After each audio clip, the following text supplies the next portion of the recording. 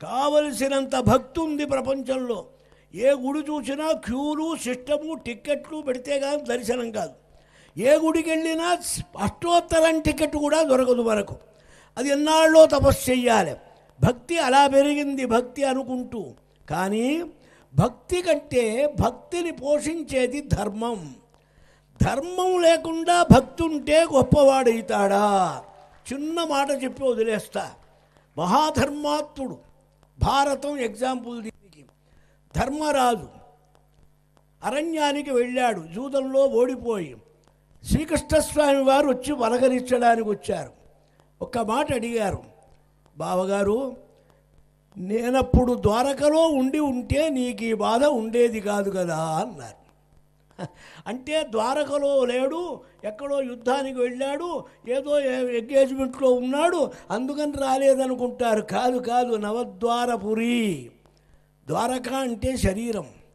నీ మనస్సులో నేను నీకు స్ఫురించి ఉంటే నీకు ఈ బాధ ఉండేది కాదు.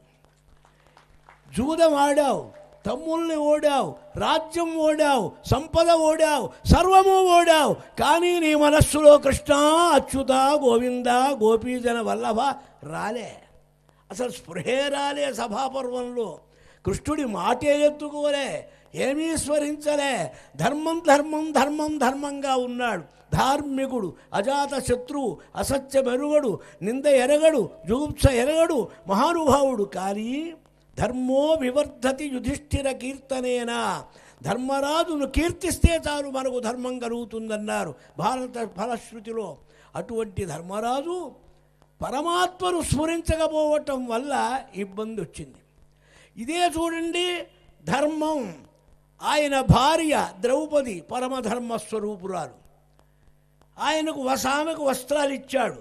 ఎవరిచ్చారు? కృష్ణుడు ఇచ్చాడంట. భగవంతుడు ఎవరికి ఏమీ ఇవ్వడు. మీరు చేసుకున్నది మీరు తీసుకుంటారు. మీకు ఆయన ఏదో ఇస్తాడనేది చాలా భ్రమ. ఎవరికి ఇవ్వడు. ఆయన ఒకరికిచ్చి ఒకరికి ఇవ్వకపోతే వాలిని చంపాడు, సుగ్రీవుణ్ణి రక్షించాడు. వైషమ్యం కాదక్కడ, వైషమ్య నైర్ఘృణ్యాలు వస్తాయి.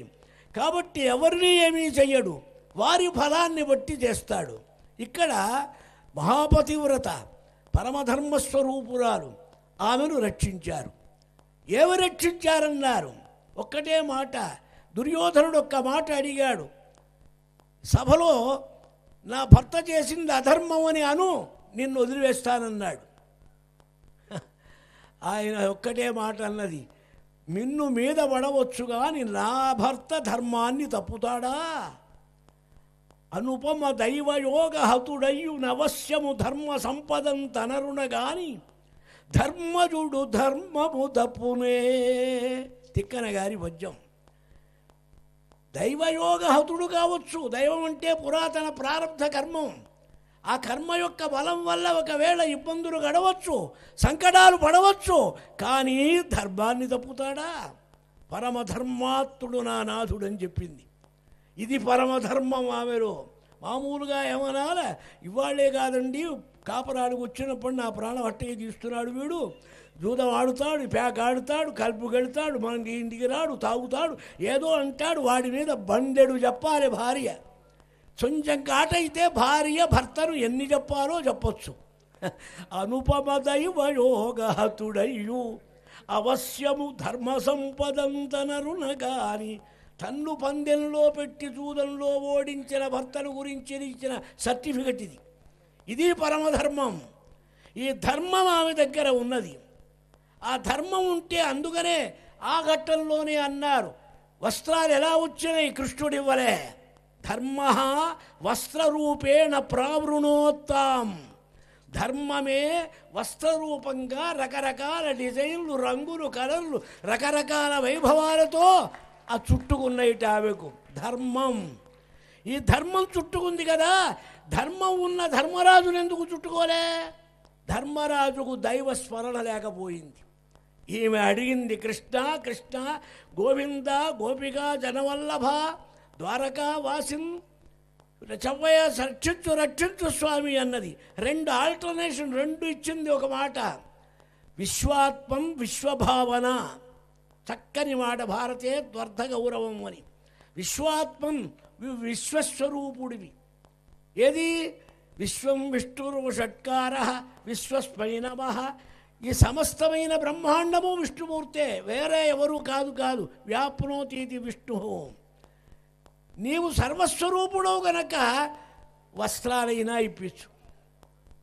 లేదు విశ్వభావన, విశ్వం భావయతీతి విశ్వభావన. ఈ దుర్మార్గుడైన దుశ్శాసనాదులకు దుర్బుద్ధి మరలి సద్బుద్ధి అయినా కల్పించు. సద్బుద్ధి కల్పించడం నా చేతిలోది కాదు, నా చేతిలో ఉన్నది నీ ధర్మం యొక్క ప్రభావం. వస్త్రాలు ఇచ్చామన్నారు. కనుక ఎందుకు చెప్పొచ్చానంటే ఇది ఎంత భారతం చెప్పడానికి కాదు, ఇక్కడ ముఖ్యమైన మాట ధర్మం ఉండాలి. ధర్మం ఉంటేనే రక్షింపబడతాడు. ధర్మో రక్షతి రక్షిత. నజాతు కామాన్ న భయాన్ న లోభాత్ ధర్మం జహ్యా జీవితస్యాపి హేతో.